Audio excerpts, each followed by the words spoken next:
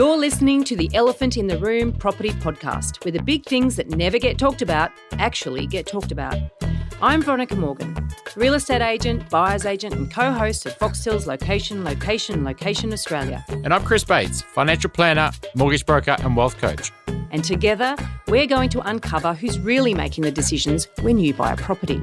Veronica will introduce our guest in a moment, and I can tell you that you'll want to listen on to find out what she has to say about who's really writing the property news headlines and some hacks for you to verify the data. I think that's where a reader needs to really use their due diligence like you would when you're actually buying a home. You use that expression. They need to look at where they're reading this information. Maybe it's somebody's blog, and like Chris, you were saying, somebody's going to have a reason for discussing something if they are writing it on their blog. And that's where I think you need to look at where am I reading this? And what's interesting is that now millennials are getting most of their news information from places like Facebook, from social media. Please stick around for this week's Elephant Rider Bootcamp. And we have a cracking Dumbo of the Week coming up. Before we get started, everything we talk about on this podcast is general in nature and should never be considered to be personal financial advice. If you're looking to get advice, please seek the help of a licensed financial advisor or buyer's agent. They will tailor and document their advice to your personal circumstances. Now let's get cracking. In this episode, we picked the brains of Kirsten Craze, a freelance property writer with over 15 years' experience working on mainstream titles in both London and Sydney. She spent a decade working at News Corp on the Daily Telegraph, Sunday Telegraph, news.com.au and realestate.com.au, and the group's suburban titles, including the Wentworth Courier, where she got to nosy around in some of the country's priciest homes. Now today, Kirsten writes for a variety of publications and is always on the lookout for interesting stories in the ever-changing world of bricks and mortar. Now, thank you so much for coming in to talk to us today. Thank you for having me. Thank you, Kirsten. Thanks for making the big trip here as well. Yeah. Well, I do live nearby, so it's a nice walk. So we haven't had any journalists on here yet, and we're very excited. Uh-oh. We're usually the opposite, sometimes getting interviewed by them. So why do you think people love, in particular, property content so much? I think it feeds into the Australian dream of owning something of your own. What's interesting, I think, is in Australia and particularly in Sydney, real estate's become a bit of a sport. And it's the thing, I don't know if it's because of the line of work I do, but even when I don't mention what I do when I go to a dinner party or some kind of event, inevitably this conversation will come around to property. Yeah. Someone's renovating, someone's buying, someone's looking, someone's renting, someone wants to invest, and suddenly everyone's got an opinion. Yeah. And I think that feeds through to the media. The media sort of realises that. There's a hunger for it. And so also the media has become a 24-hour machine. Mm-hmm. There's just always more need for content, and it works well. It gets clicks. I mean, when you say sport, it's probably a good analogy actually, because sport is either someone winning or there's someone losing. Yes. And so you're always playing for, people are winning or people are losing, and you're kind of playing to and fro. You know, you're always reporting on who's winning, who's losing. Yeah, definitely when there's numbers involved, there are winners and losers. Yeah. People kind of want to big themselves up a bit. You know, and sometimes you wonder, did you really make that much money, or is that what you're sort of saying at the barbecue? Oh, this is not something that I've ever read that you've written, but there is one property writer sort of a gossipy writer, if you like, right, who always refers to sales and so, some famous person sold a property, they bought it 10 years ago and they made 120,000, not a bad gain or whatever it is, Sure. whatever the comment. And it's like, quite often I think to myself, you know what, if you actually thought about what you're writing, you'd actually realise I made a loss. Yeah. And yet they talk about the gain as being just the gross profit. Anyway, yeah. It does my head in. Yeah. But a lot of writing. You don't know how much they spent on it. Yeah, exactly. You've got to write for your audience, so you've kind of got to feed the beast a little bit. It's definitely feeding the beast. Like you can't be too opinionated on things. You've kind of just, a lot of property, you've just got to kind of give them the stuff that's going to kick off their endorphins and make them feel good sometimes. Do you do property a lot? Yeah, I think what's interesting with property writing is that there's a few different types. you've got the gossip type stuff, and, that does well, the celebrities buying and selling, and this house is $70 million and it's got a bath made of gold or whatever it is, and people love that. Then you've got the market-driven stuff, the statistics and the data that it suits another audience. And I suppose the gossipy kind of colourful stuff interests a lot of people, whether they're in the market or not for buying. The more market-driven stuff, I guess, is going to appeal to people who are currently looking. I guess we call them active buyers. And people who want to invest, or they think they're going to invest soon, or they just kind of want to educate themselves. So I think when it comes to property writing, it's a real huge sphere. You said there were 3 types. Oh, did I? Yes. Did you say 3? Well, Yeah, I'm imagining it. Well, The gossipy gossipy, things. the market. And then I think there's probably just sort of what's happening in your area. I suppose it breaks down to a more suburban level. Like, this is what's happening in the east. This is what's happening, or just in Sydney or Melbourne or Brisbane. And it's more The sort market activity. more market activity rather than the big data stuff. What do you specialise in? I think I do a bit of everything, because I do go to multi-million-dollar homes and I open the medicine cabinets and look in the shoe cupboards. What's in there? Oh, a lot of expensive stuff. Do they keep all their boxes? The shoe boxes. Yeah, look, I mean, you can tell the type of owner, because sometimes the boxes are just as beautifully displayed as the Jimmy Choos. But I also write about the market movements as well, and kind of get big, scary spreadsheets from data companies and just try and work out where's the story, what's happened this month. Yeah. You said there very early on that the reason why, at a barbecue, everyone's got an opinion. Yes. And then you linked that back into the media and said because they read about it or they learn about it. Sure. How big do you think that link is? Do you think that, that the media is almost like controlling the market? Well, it's interesting you say that, because for a while I did the Saturday auction round in Sydney. So I was darting through Saturday morning traffic, which is amazing in Sydney.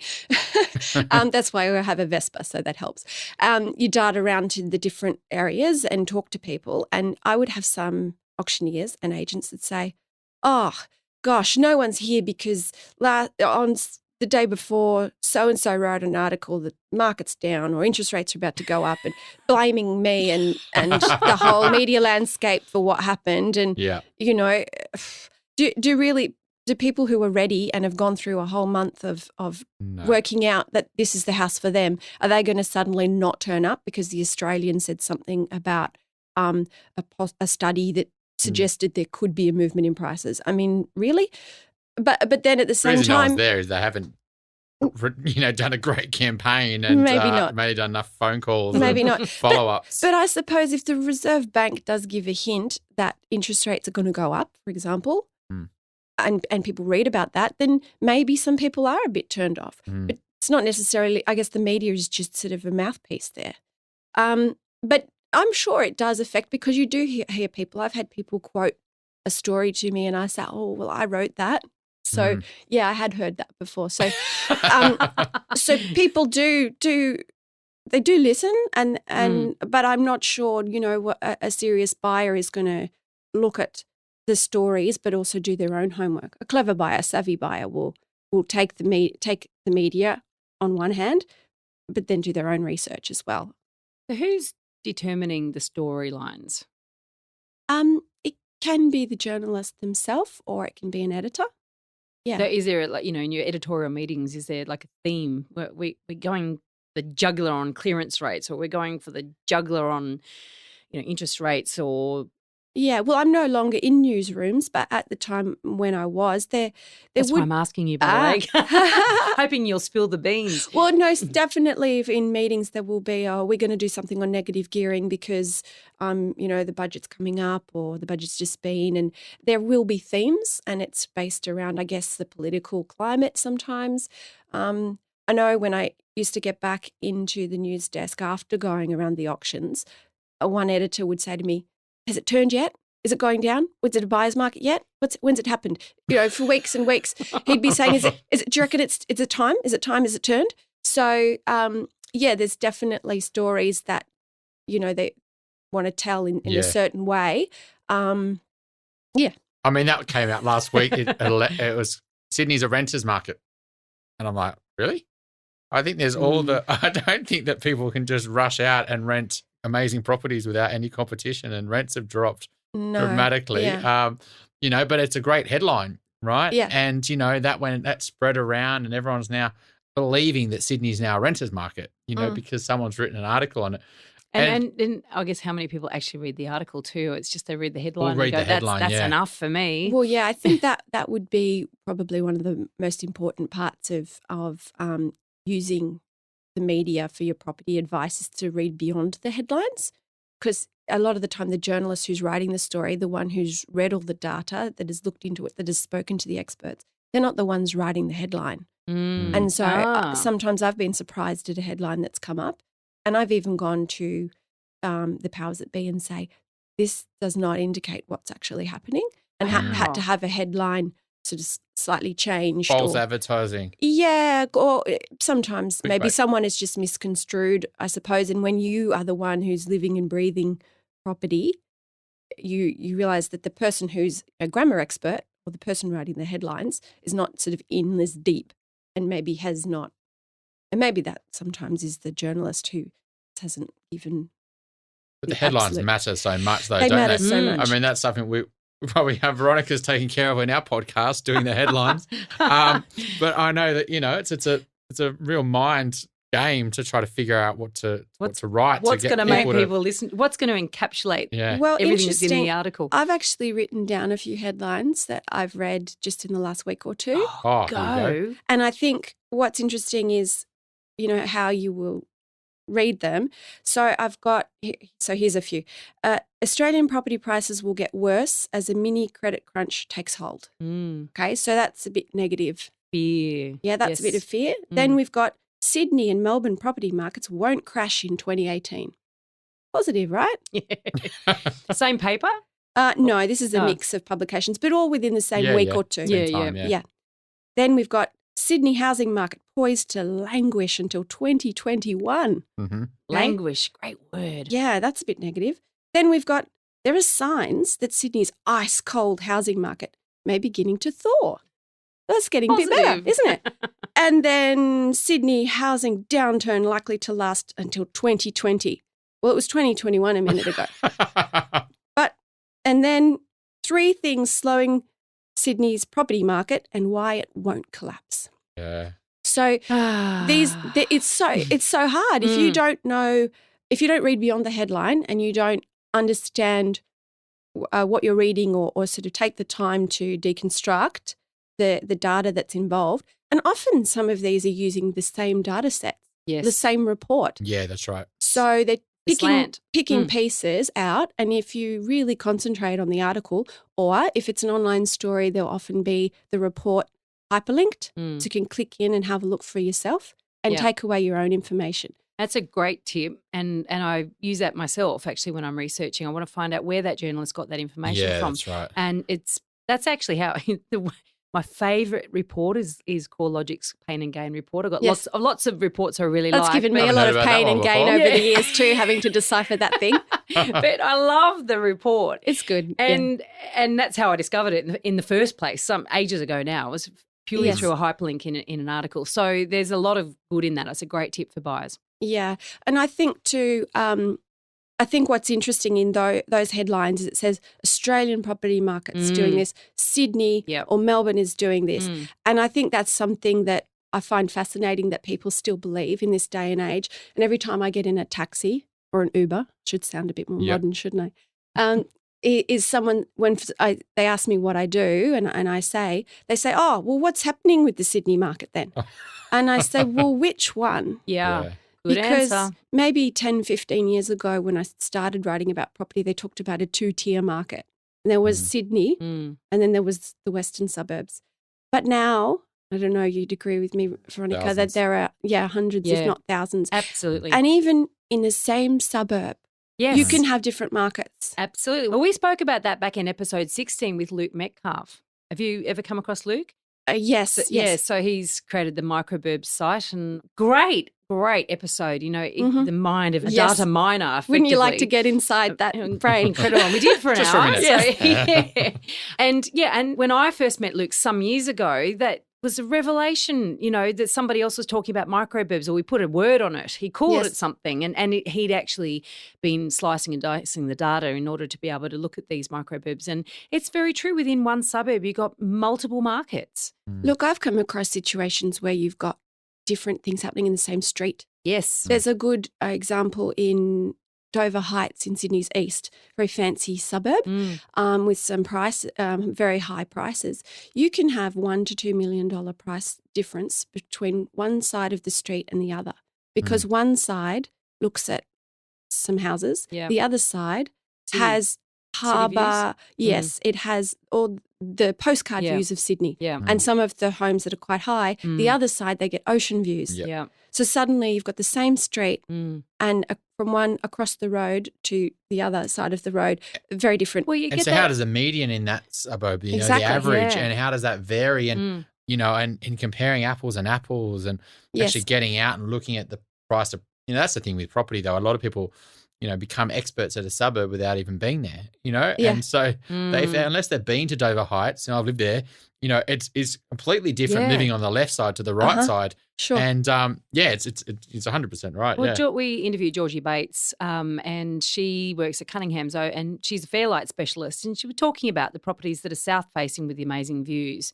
versus the ones that are north-facing, and much more family-friendly because they're on more level blocks, and the trade-off of that.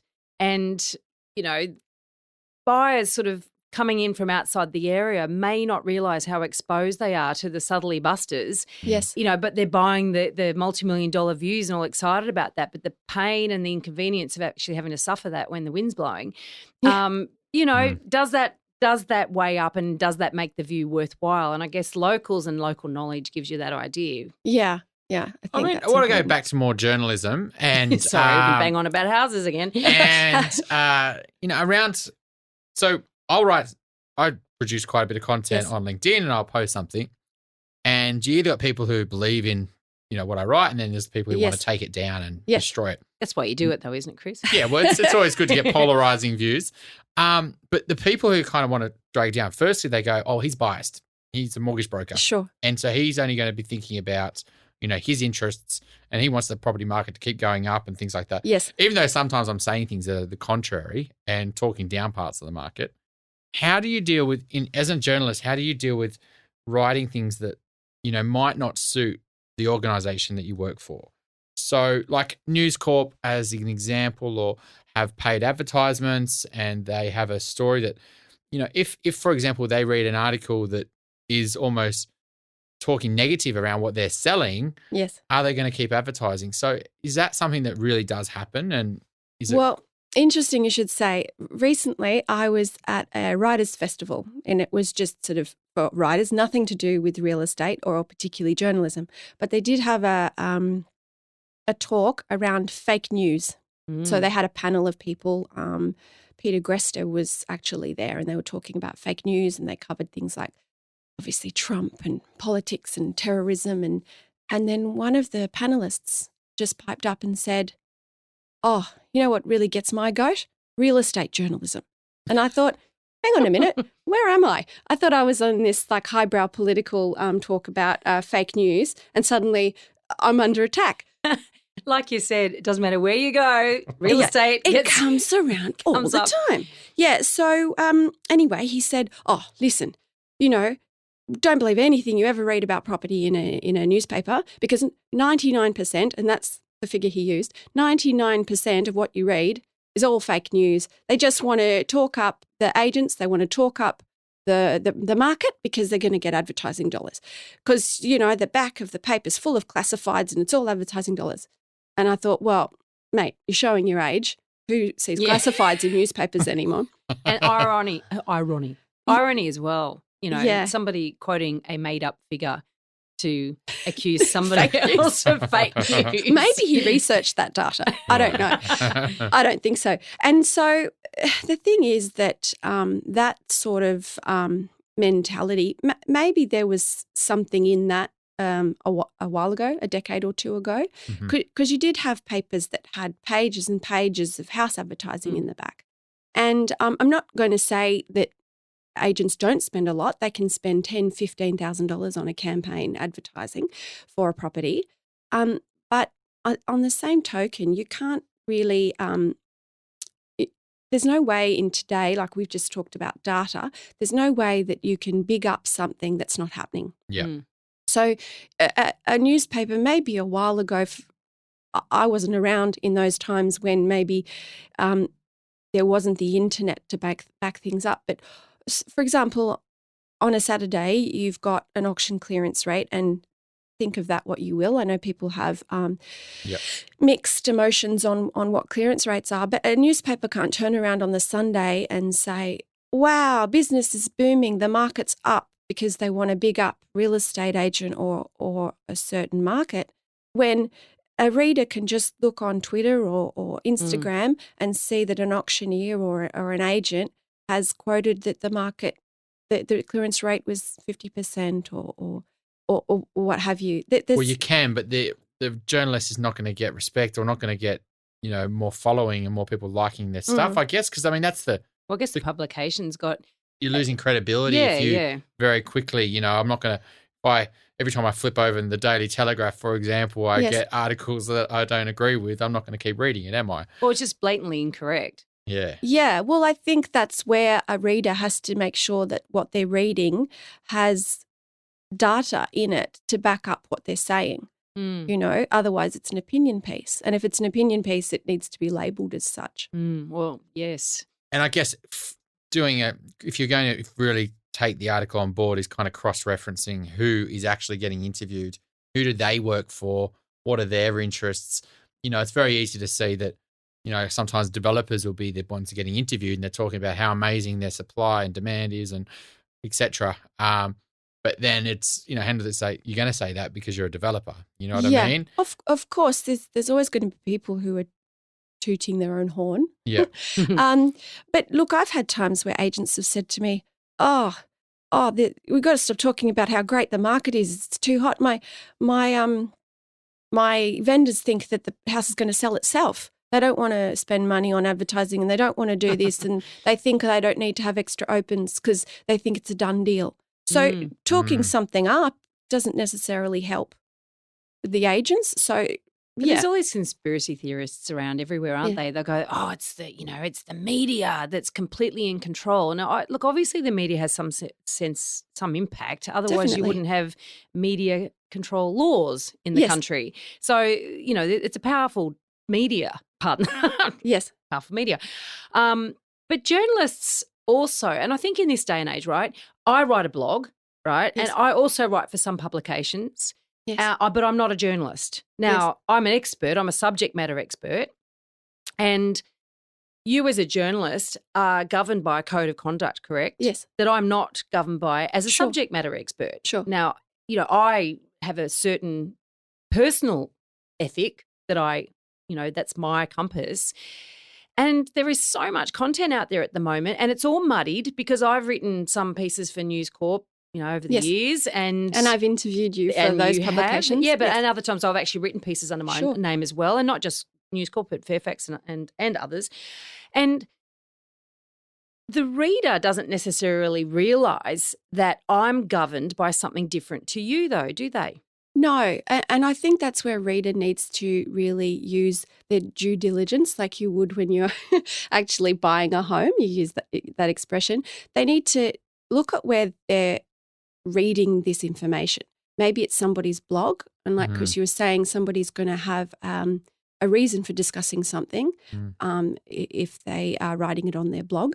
And that's where I think you need to look at where am I reading this? And what's interesting is that now millennials are getting most of their news information from places like Facebook, from social media. So they're not going directly to X publication to find out what's happening in the property market. It's kind of falling in their lap a lot of the time.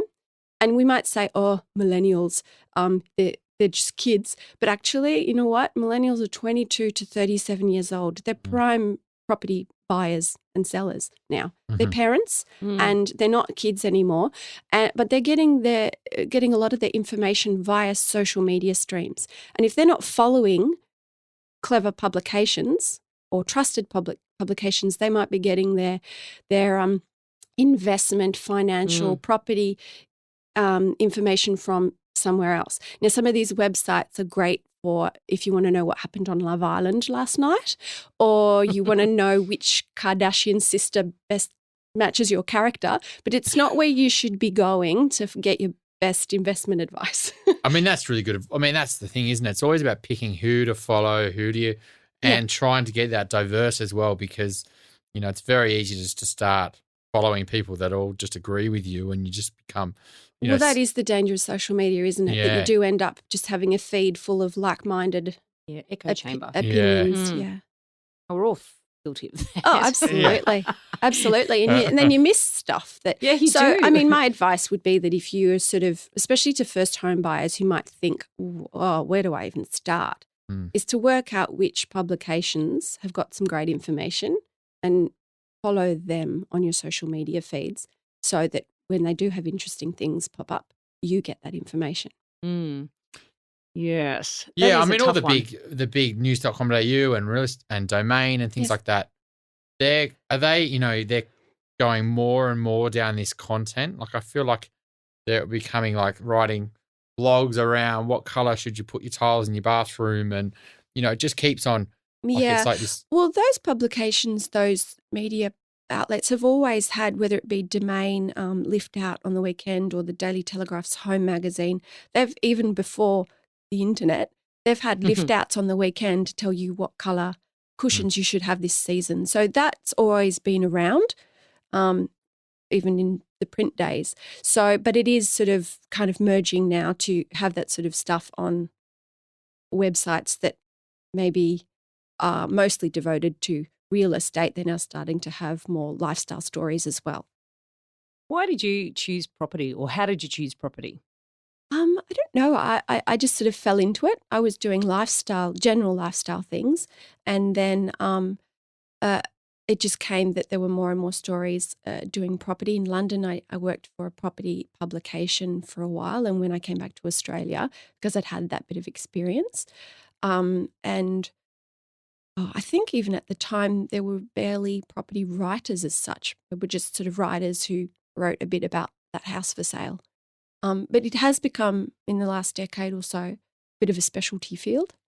Yeah. And so what have you had to learn? What I've had to learn, I think what's interesting is that people might think of me as, well, you've been writing about real estate for so long, so you must be an expert. But I don't know if I'm an expert in real estate, but I'm an expert in finding out who is an expert and talking to them. So that's why, like, if I want to find out what buyers are doing, maybe I'll call Veronica Morgan and find out what a buyer's agent's opinion is on that, or I'll call an auctioneer and say, well, can you break down what do those clearance rates actually mean? And so that's what I suppose a good journalist is doing, is not giving their own opinion, but finding the right person. I didn't know about anything about property before I started, but you ask the questions of the people that do know, and that's how you can give your readers the best advice. How do you determine, or what sort of antenna have you got on how do you get the antenna active to work out who's feeding you crap versus, oh, this person really knows this stuff, this is gold? Because I imagine you got a lot of spin doctors that you interview. Yeah, look, I think there's I think you do have to, like when we were talking about the blogs, you have to work out what are they doing, where do they make their money, how do they make their money, and so what's their ulterior motive? You know, sometimes you will get stuff pushed down your throat via PR companies, and they will spruik a person and say, oh, we got this great person's going to tell you where all the hotspots are, and you get the press releases. And I suppose a journalist that is under the pump or doesn't want to look any further for whatever reason or can't, might just, okay, well, I'll rewrite this press release. These are the best hotspots right now. I just watched Media Watch on Monday nights on ABC. Yeah. It's full of stories like that. Well, that's right, because the newspaper, you've got and it's a pressure of, I've got a mate who's a journalist and, in financial advice, whenever he was running a bit, hungry, you pick up the phone to me, call me and say, Chris, I've got to get something in for 3:00. I haven't written anything. Yeah. Tell me something. And then we basically almost formulate an article in 15 minutes over the phone. He wouldn't always use me as the person. Yeah. He'd call some other people. But, I mean, that's sometimes the pressure with a lot of stuff. It's just filling spaces, a lot of journalism. Yeah.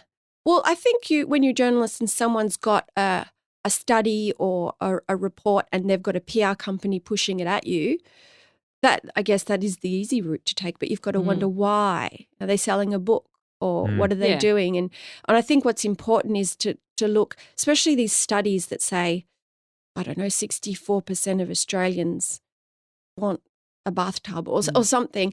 You think, okay, well, how many people did you interview? Yeah. And you look in the fine print and sometimes it's not there. So you have to ask the PR company and often it's a 19-year-old that go, I don't know, I'll get back to you. And you find out that they've interviewed 263 people. Well, then that's not 64. It's not representative of that's of not 64% of Australians. So I think a journalist just needs to ask the question, why is this coming at me? Mm-hmm. But you know what? Journalists should probably be going out and saying, okay, well, I want to write a story about this. Who is the person in the field who knows their stuff and go to them rather than wait for them to come to them, because when they're coming to you, they probably have an agenda. They've got an angle. Yeah. And as a freelancer, do you find that you've got more flexibility to do that, to sort of pick your topics and then you go and pitch that article to your clients, or is it the other way around? They come to you and say, look, we need some stories on these topics. It's both. Yeah, so sometimes I'll come up with an idea. I might listen to an interesting property podcast and think, oh, that's an interesting angle. Or someone will say to me, we need something written about this. And so there are parts of the work that I do that are for mainstream media, but then there's other things that I do as a freelancer for internal publications. So it will be about their own developments and things like that. Yep. And so that's, I guess, where you're a bit more of a writer and not so much as a journalist, if you want to pick at terms. Yeah. Okay. So writing what's going to be great for that that development rather than reporting more kind of independently on the world. Yeah. So if you've been hired by someone and it's for the developers magazine that they produce, and a lot of them do produce their own glossy, much glossier than the mainstrim media can afford. They do. Do you put your name on those articles, or is that sort of sometimes I do, sometimes I don't. Yeah, it's. I mean, at the end of the day, you're probably just giving quite factual information around it. You're not saying you should buy this beautiful off-the-plan apartment. No, it's often like, for example, I've done some work with the Canberra company, and a lot of it is even would cross into a bit of tourism journalism, where I'm talking about why Canberra is named number 3 in the world. Cities to visit by Lonely Planet, behind Detroit, interestingly enough, which is broke. Detroit was number 1. Yeah.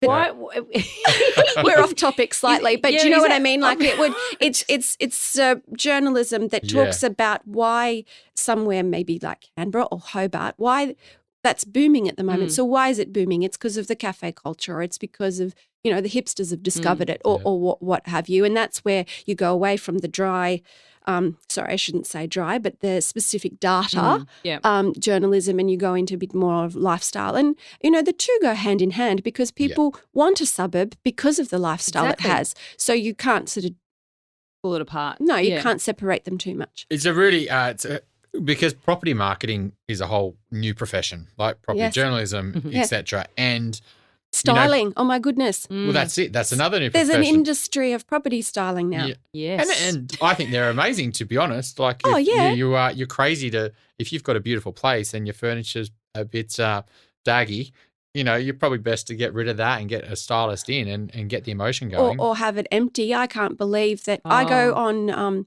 I'm a bit obsessed with New York real estate. And so you've got $30 million American dollar houses or apartments, and they're empty. Like great parquet flooring, but it's $30 million house. Why haven't you put anything in it? Quite bizarre, isn't it? And it's certainly when I first started in real estate, we used to talk about, if we had a listing that was good enough to style, it was only the top listings, and it's like, oh, wow. But even studio apartments are styled now. Yeah. Australia is really specific in that. I think a lot of other countries don't do really. that. But even studio apartments are now styled. And I remember asking, Just with a bed.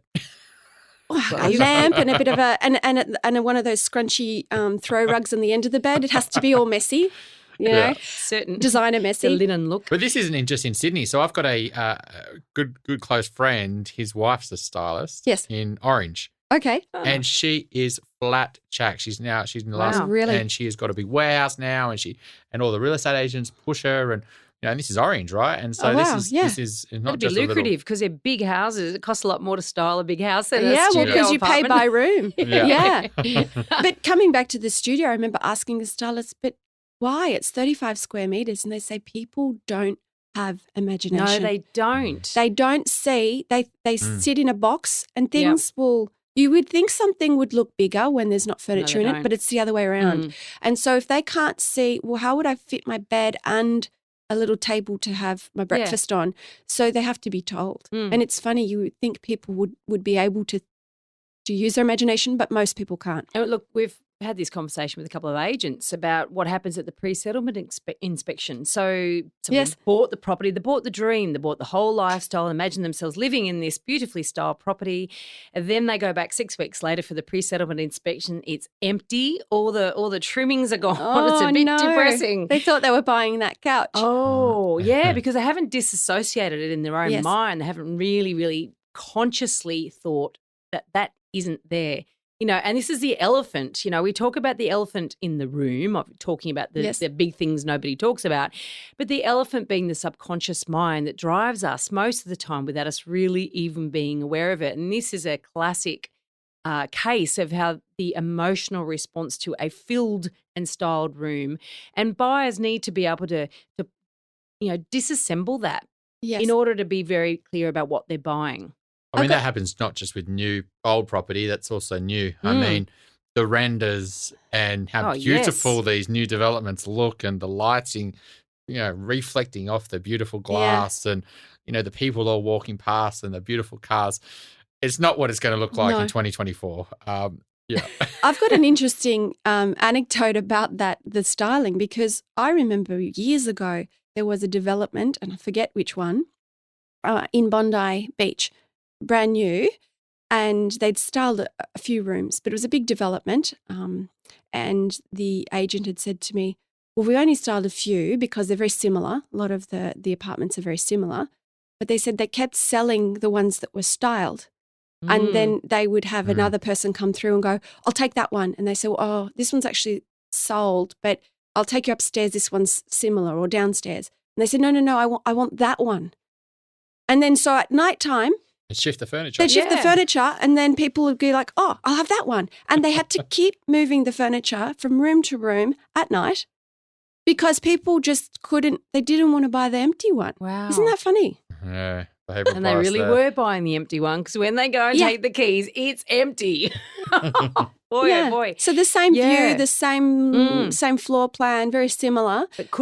But wanted the one with the furniture in it, but intelligently, I'm sure, knowing that furniture wasn't coming with it.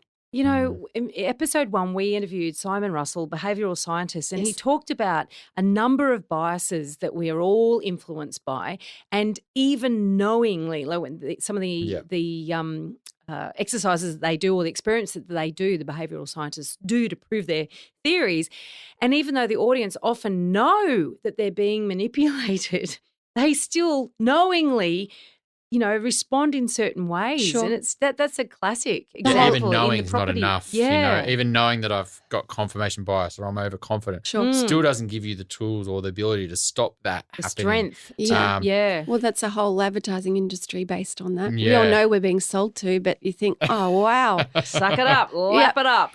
And I mean, that's a little bit with media as well. We even if we don't know that we probably shouldn't be reading it, or it's not great, or it's not great content, we still take it in and it still affects us, and we still, at some point. So that's why we've got to be so careful about, who you do read and who you follow and things like that. In the property world, as someone who's experienced at knowing what good writing is and things like that, who are some of the people that you think, really are amazing As actual writers writers. or other journalists?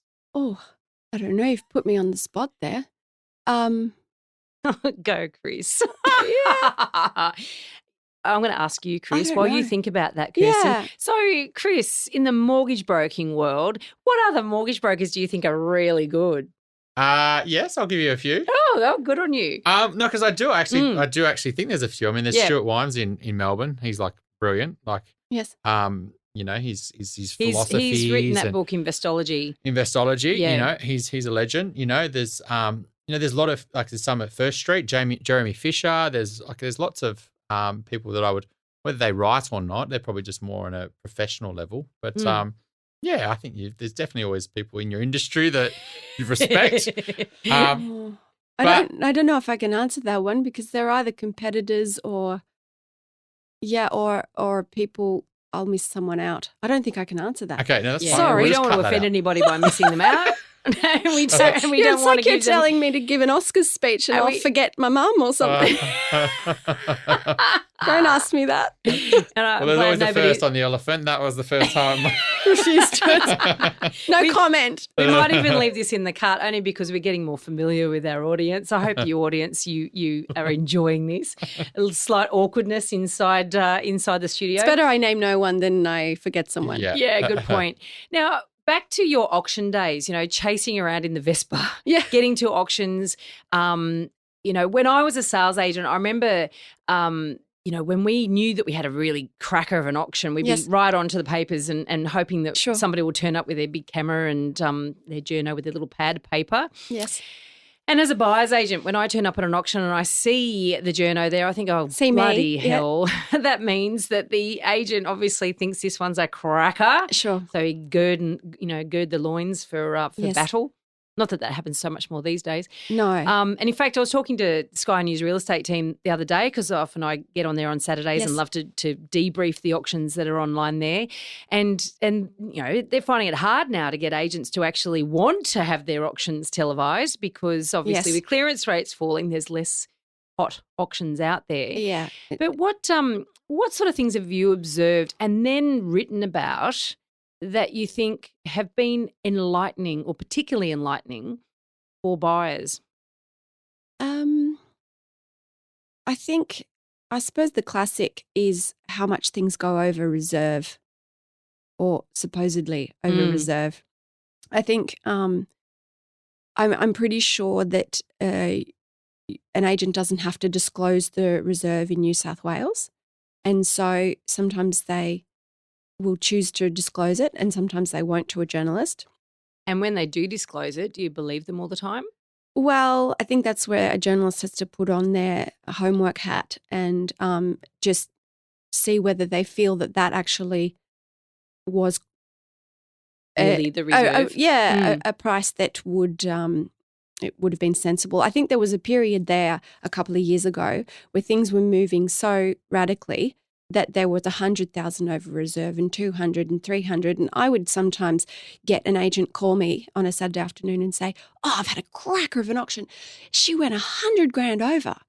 And I'd say, oh, I'm sorry, that's not enough. I've got one here that was 500 over. I've got one that was 600 over. Yeah. I was reporting on things going $1 million over reserve. Yeah. Or the supposed reserve. Yeah. So then And that comes back 100 to- grand doesn't come into the equation. Sorry, mate. But then there's the question, well, how realistic was the reserve in the first place? Sure. And how honest was the agent in telling you what the reserve was? Because that becomes a problem because if they've quoted a certain figure, Yes. say for argument's sake $1 million, that means if they're quoting $1 million, current rules in New South Wales, and there's somewhat similar rules across the country. Sure. 1 to 1.1 is what they put on their agency agreement. It sells for 1.3. They can't go running around saying it sold 100 over reserve because that means reserve was 1.2, which is well and truly over what they were quoting. At what point, agent, did Mr. Vendor or Mrs. Vendor tell you that they were expecting 1.2 and not 1.1? Sure. Do you know what I mean? It's a messy conversation, isn't it? And the reserve can change Yeah. in the whole process. In the auction. Yeah, within the auction it can change. So, and I think a lot of buyers don't realise that. It is a bit of a murky territory, I suppose. But what it does at the end of the day, I suppose the exact dollars are not that significant. But what it just means is that this suburb is Going off at the moment. And whether that be 100 over, 150 over, every property is different and every auction is different. So the exact numbers probably don't matter that much, but it's just an indication of what's happening on that turf at that moment. And that's the best we can do as journalists, is we have to take their word for it. And sometimes I've had agents say to me, well, I don't think I want to tell you what the reserve was because everyone's going to think I underquoted. Yeah. So they actually become afraid when things get hot because they thought it was. And some of them I know genuinely thought it was going to go for $1 million. Yeah. Now it went for 1.3. They can't lift their jaw off the ground. Yeah. They're just as surprised as the rest of us. And that is really difficult, isn't it? Because there's so much that goes on underneath. Sure. And trying to report on that. And I know myself when I was selling that I was always reluctant to tell a journalist the reserve, because then you felt like you have to explain how that reserve came about. And I know myself that I often encourage my clients, my vendors, to put their reserve up to protect themselves. I knew where they were going to sell, but my job is back then to get the most amount of the biggest price for them. And so there's a trust issue, and there's a certain relationship that some agents will have with their vendors where the reserves are high.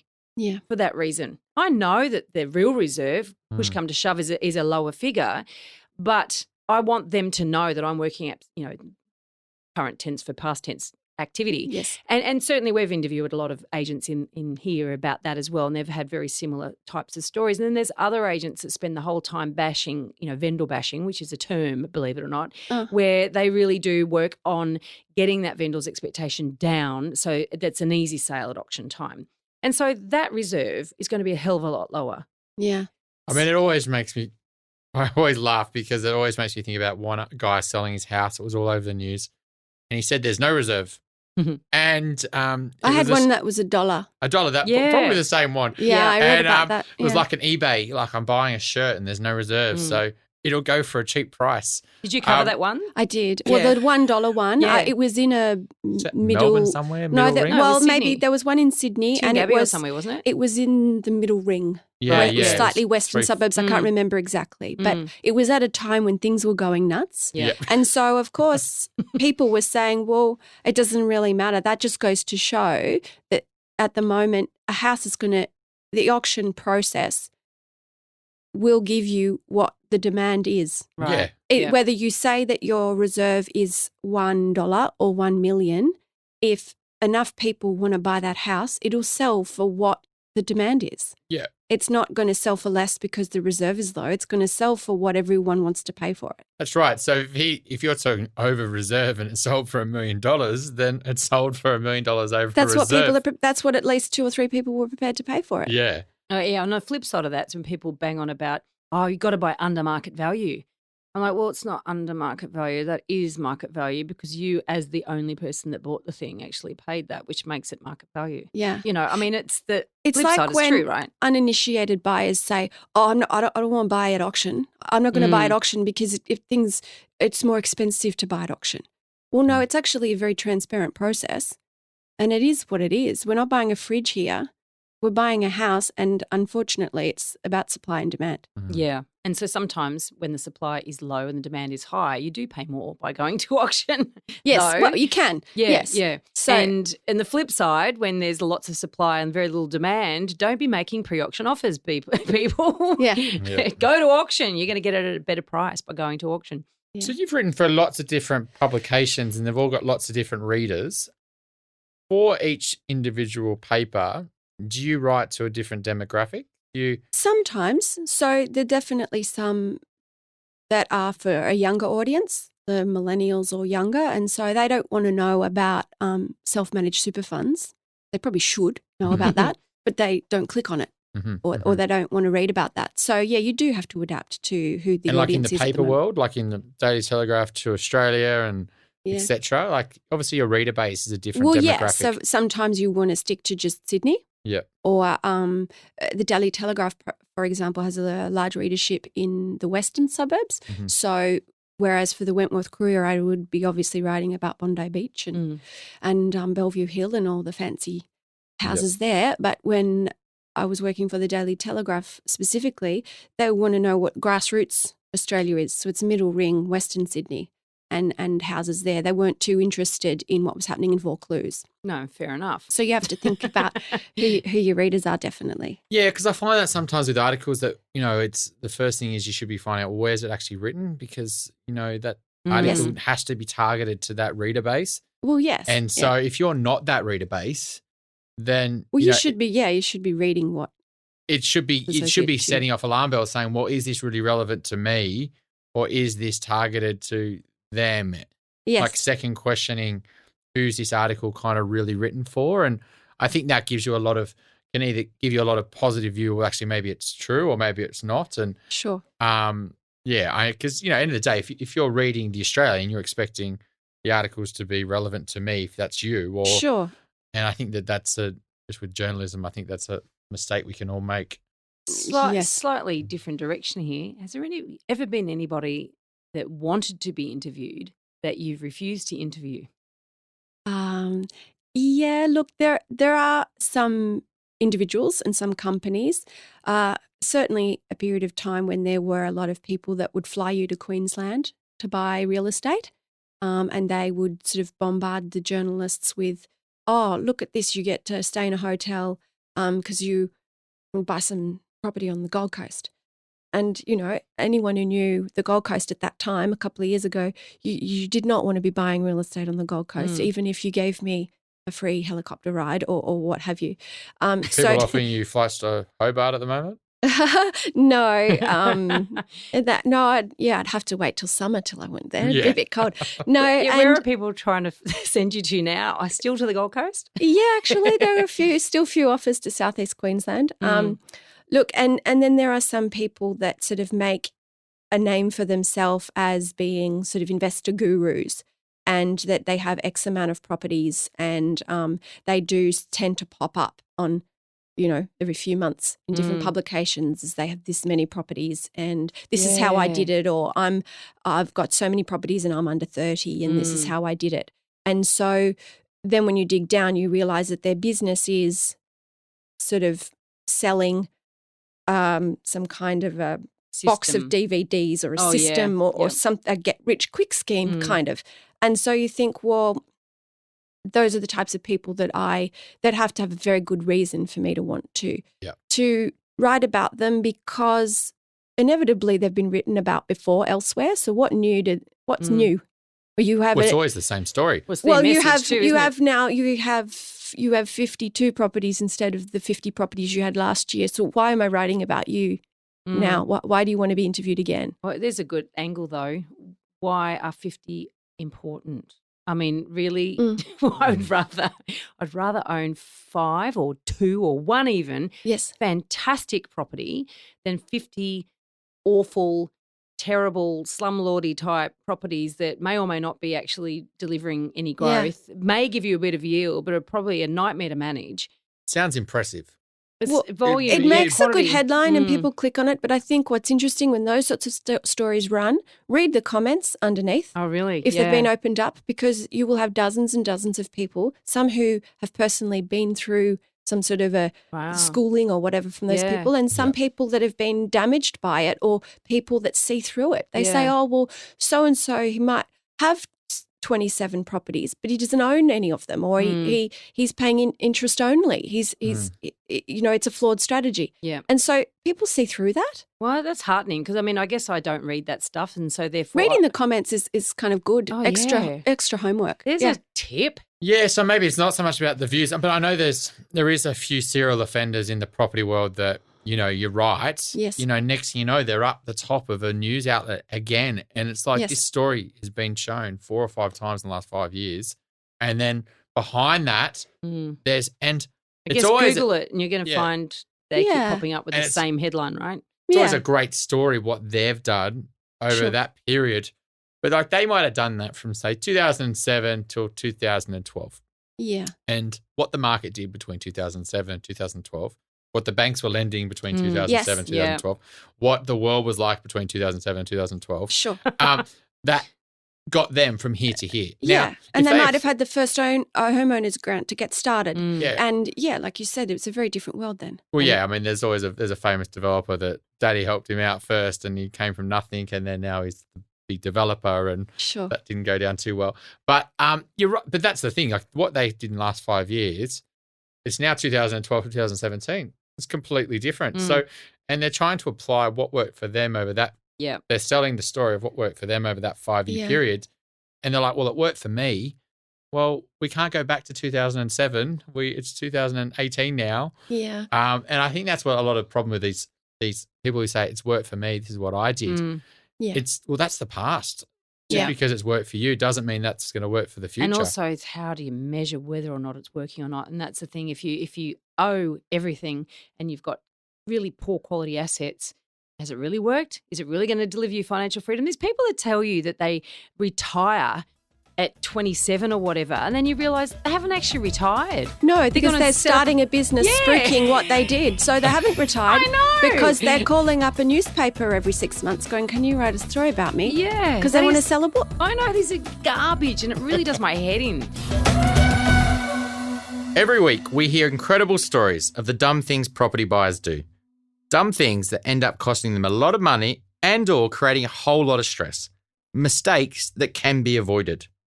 Okay, Kirsten, please give us an example of a property dumbo. We can all learn what not to do from these stories. For first home buyers, they need to understand how quickly things can change because I think they sort of rest on their laurels and think, well, if that person did that, then I will be able to do that too. And things can change so quickly. I remember interviewing a couple who wanted to buy in Surrey Hills area. They were renting and wanted to buy in that area, but they wanted a dream house. They wanted a house because that's where they wanted to eventually get married, have children, and have a house and live in a great lifestyle suburb, close to everything. Don't we all? Yeah. Well, I think maybe the Dumbo might be, it sounds a bit sad to say don't have the Australian dream just yet. But I think especially if you want to own and live in a place like Sydney, and I suppose in Melbourne in some respects, you can't expect to have the dream straight up. So this couple thought about it and were saving money and had, I think, about $100,000 or something about 5 years ago. And they wanted a house. And I said, why don't you think about getting into an apartment? Oh, no, because we want a house. I want to put lovely furniture in it and I want a yard and we'll have a kid one day. Okay, I crunched the numbers and about 5 years ago, an apartment in Surrey Hills was $550,000. Okay, so they could have got into that. Yeah. All right. And now an apartment is worth about $875,000. So that's some nice earnings in 5 years. You're just looking at the median there.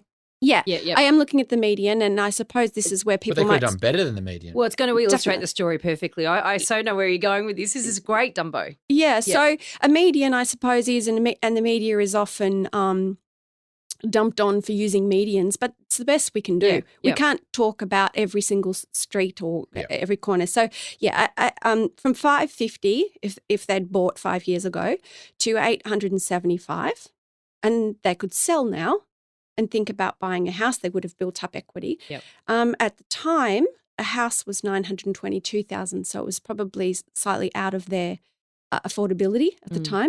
It sounds like a lot of money now. It sounded like a lot of money then. But guess what? A house in Surrey Hills right now, $1.7 million. Yeah. That's what you're looking at in 5 years. It's and surrounding suburbs. Now, So is your message here that they didn't buy because they couldn't picture themselves owning an apartment? They really had this fixed idea in their head that it had to be a house. yes. So they were madly saving to try to buy the aspirational house. Yeah. They couldn't keep up with the market in terms of their savings. So instead of buying an apartment and letting leverage and actual capital growth and compounding, the power of compounding work interest, for yeah. them. Absolutely. And then they would be in a better position with a load more equity, way more than they could possibly have saved in that time. Then they could actually then leapfrog into a house at some future point. Yes. They've done nothing. They're still renting and they might now have 150 grand in the bank. Yes, well, you've explained it much better than I did. Oh, sorry. No, absolutely. Mm. I think what's interesting is that people think if I save, and this came from our baby boomer parents or grandparents, depending how old you're, that if you save, and put your money in the bank in a safe spot, you will get ahead. It doesn't work like that anymore. And the money that you put, if you put $100,000 in a bank account for 5 years, especially in recent years where interest rates have been incredibly low, 50-year lows or however long now, you're not going to make anywhere near the kind of money. If you'd bought an apartment, you'd bought a clever apartment in a neighbourhood like the Surrey Hills or Darlinghurst or in inner city, the Balmains, like you work in, you would make more than the 2 point whatever % you're likely. 2.4 if you're lucky, or 2.5 if you're lucky. Yeah, you're 1.9 something that you would make. You can't save. You can't save at the rate that a piece of real estate would have made you in that time. Yeah. Now, obviously, there's inflation too. So, inflation's normally around about 4% or something? Is that the normal sort of inflation? You tell us, Chris. 3. Yeah, 2 to 3. Yeah. I guess I do agree with what you're saying, and this is a really good. And I think there's a lot of people who do this where they sit on their hands and they go, oh, wait, and then they just keep waiting. It's the opposite to FOMO. Yeah. I was trying to think of an acronym. It's the opposite to the fear of missing out. It's they read and they read the media, and this has come back to the media. They read something like, what's his name, Harry Dent, or someone says that someone flies in from America, Steve Keen. yes, and gives a talk in 3 different cities saying that the market's going to crash by 30%, and then they get back on a plane and go back to America, and they've done that every year for 10 years. The market's going to crash. The market's going to crash. But anyway. Or a UBS report. But yes. So it is sad, and isn't so it? people hold and they wait and this particular couple said, well, I think there's a bubble, so we'll just wait. Yeah. Until we have a dream property. And I suppose maybe it's me because I'm talking about property every day, but property doesn't have to just be about the Australian dream and your lifestyle, although most people think of it that way. It can be a tool. It can be a tool to having something else. Now, perfect example, I think people will want to buy for the life they want, not the life they have. And I love it. That's a great line. Yeah, I think that's a perfect example of someone in that situation. Instead of assuming that they are going for that dream and saving furiously, is to see a financial planner or talk to someone who will be able to, or a mortgage broker. I think a lot of couples, they don't want to go, or individuals, don't want to go to a mortgage broker until they're ready to buy. And so I think that's a big mistake. That's a bit of a Dumbo move as well, because you need to have a 1, 2, 5 year plan if you want to get into property, especially if you're in a big city where it's expensive and it's a massive chunk of your income, is to just speak to someone who knows what they're talking about, who can say to you, all right, well, you've got this amount of money. If you can get up to this amount, then we can start talking about. And lending has changed. I think you just can't assume that you'll get the same amount of money that your cousin got last year, because then you're not going to get the same amount of money. Everyone's salary is different. Lending has changed. So it's actually worse to go to someone when you know what you want to do. I just think about an email I got from a new client on the weekend, and he's like, Chris, I found a place, I want to buy it. I want to put an offer in at 8:15, and I wrote straight back on Monday morning and said, we need to chat. Yes. It wasn't a great investment. It was an apartment in a suburb, where there's lots of other apartments and things like that. But he'd come to me, and now he's got the property. Now, if I hadn't taken, he's already ready to go. And if you go to a broker or some people and you go there, I'm ready to do this, sometimes professionals won't stop you and say that's not a good idea. When they should. And so what you're saying is the right thing. Go very early on in your journey, way before you're ready to buy. As soon as you start thinking. And start to just educate develop. Yourself. Educate yourself. Because by the time you get there and you walk in somewhere and saying, this is what I'm thinking of doing, unfortunately, too many professionals will just facilitate it. Well, and not just that, but it's the consistency bias. So I've already taken all these steps towards buying this property. Then I want to continue in my mind. I want to continue behaving in this in the way that I've been behaving. And so you're committed to a path. You're in this. Someone tells you you can't do that, or that's not going to happen for 5 years. You're absolutely devastated. Yeah. Whereas if you start in the beginning and you get a realistic path towards towards your goals, then you might be a little bit disappointed at the start if it's going to take another year or two, but not as devastated as when you walk in going, I'm going to an auction tomorrow and I want to buy this, help me. Yeah, very true. Yeah, good advice. Thank you. Kirsten, that's been a really interesting conversation. I wonder if it has been what you expected. No, I guess. Well, I'm used to asking the questions, so it's always a bit different. But no, I've had a good time. Thank you very much. It's been a pleasure for taking it easy on me, I guess.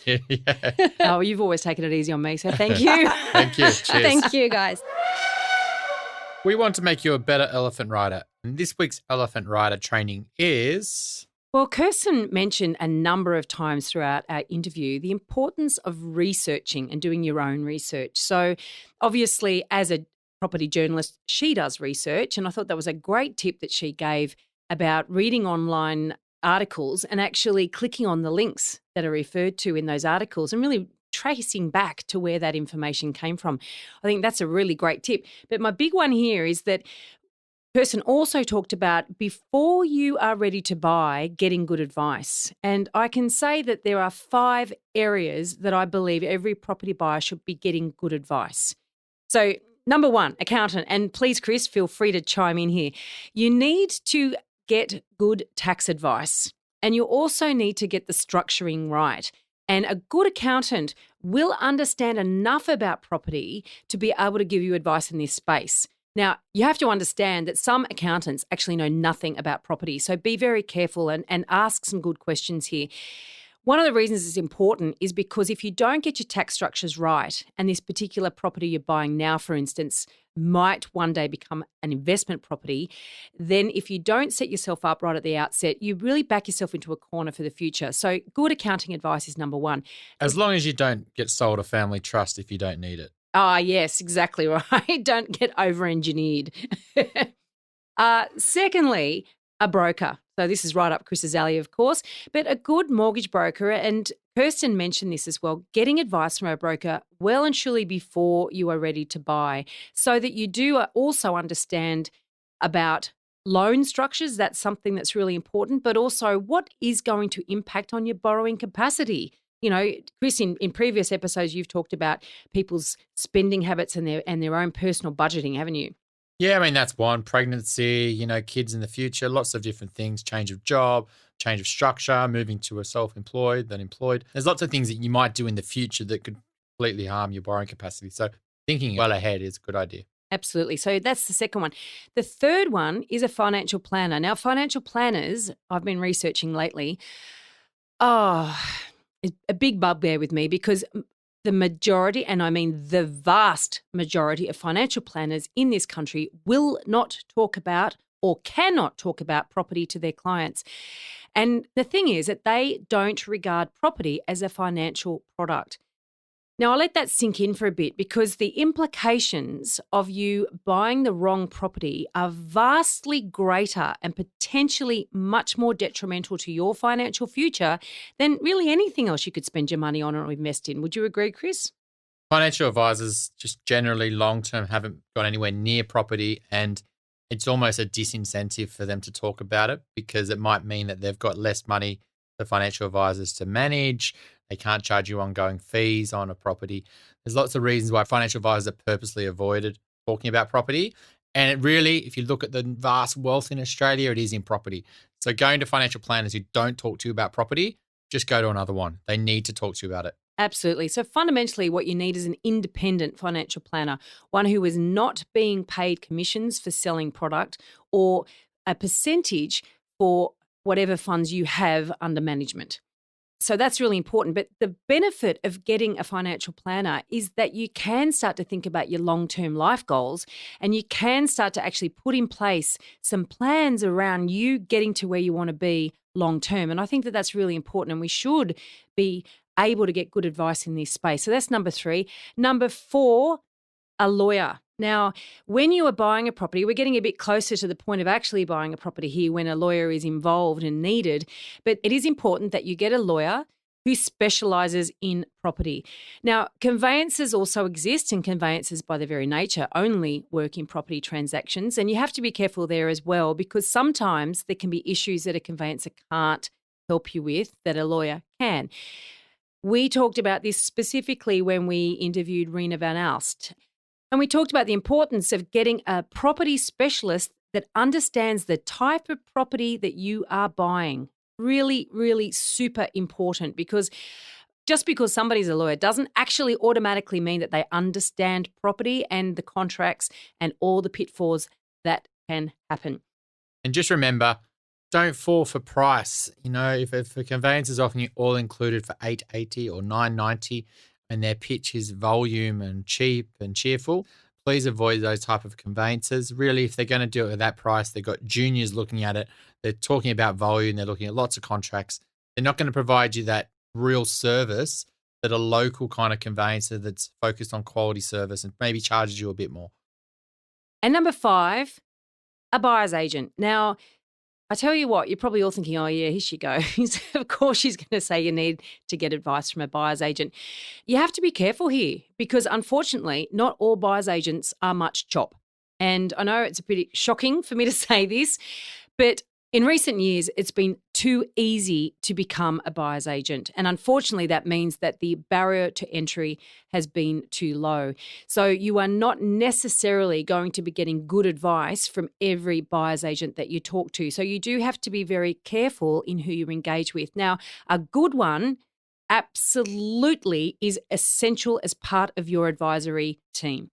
So how do you choose a good one? Well, I'll put some resources in the show notes for you. But look, really and truly, what you're after is somebody who understands their limits. You know, the real litmus test of a good advisor is somebody who says to you, you know what, that is beyond my capability, and I want to point you in the direction of somebody who can help you. And when you're dealing with a buyer's agent, some are purely focused on helping investors.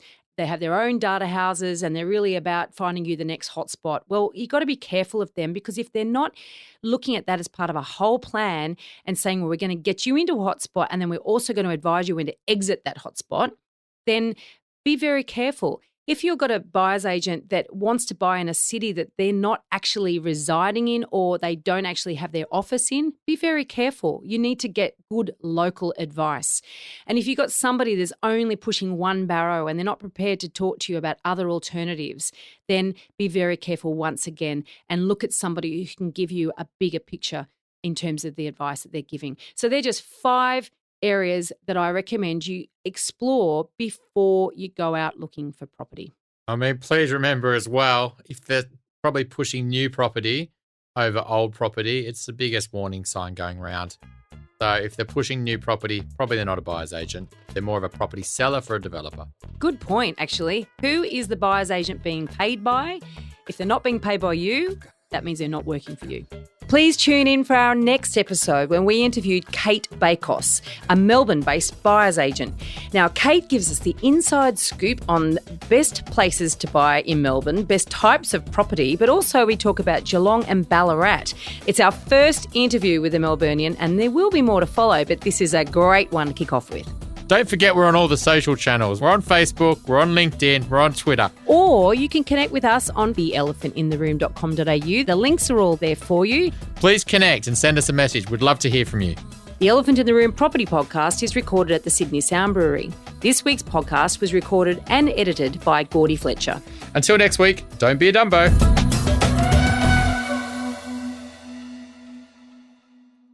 Now remember, everything we talked about on this podcast is general in nature and should never be considered to be personal financial advice. If you're looking to get advice, please seek the help of a licensed financial advisor or buyer's agent who will tailor and document their advice to your personal circumstances with a statement of advice.